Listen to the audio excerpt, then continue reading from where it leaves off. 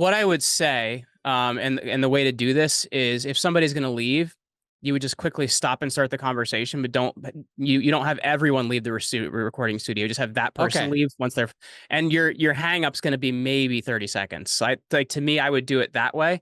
And if you ever have problems in a recording room, the thing I've found is never leave the recording room as the host, because if you do, then it creates a separate track and creates all these other issues. So you want to stay in the same recording room. Like, so the host staying in is the most important part. Okay. Perfect. And I think you can have up to, the last I checked, it was up to 5 people on at once. It might be more now.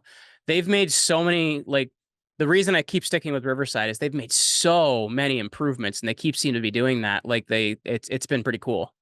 Okay.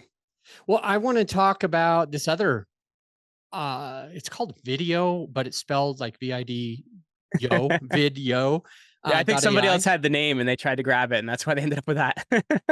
That's funny.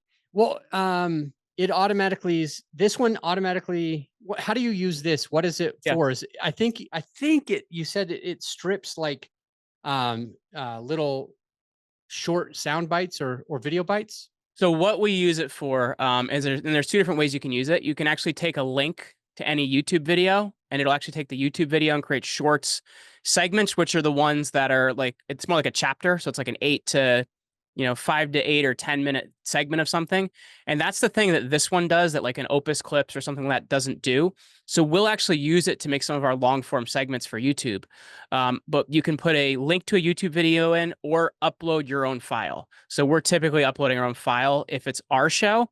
If it's shows I was on that I want to make clips of so I can promote that show, we'll take the link to the YouTube video and we'll put that in so we can make some clips so we can promote it. And it's really, really useful because you can create your own templates in it. You can use their templates. And it has this feature, the heck is it called? It's called Cut Magic, because a lot of times, like let's say you're doing one that's using multiple cameras.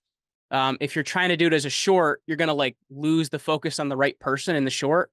So what this Cut Magic does is it lets you create cuts in the short so you can keep it on the correct camera the whole time. It's very, very cool what it enables you to do.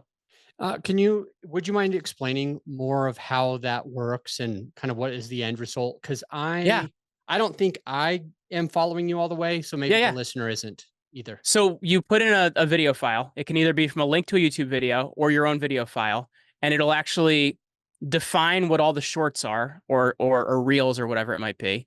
YouTube, the term is shorts. Instagram, the term is reels. But those videos that are under 60 seconds, the AI will actually define what are the best ones. It'll score them out of 100. And then you can actually go in and add any B-roll you want to add, which it has access to a B-roll library. You can add any graphics to it. You can put your own templates on it or just use their templates. And it actually allows you to make all those clips very easily. There's 2 types of clips. As I mentioned, there's that short or reel type of clip. And then there's kind of those longer form, like horizontal segments you can use for like YouTube or something like that.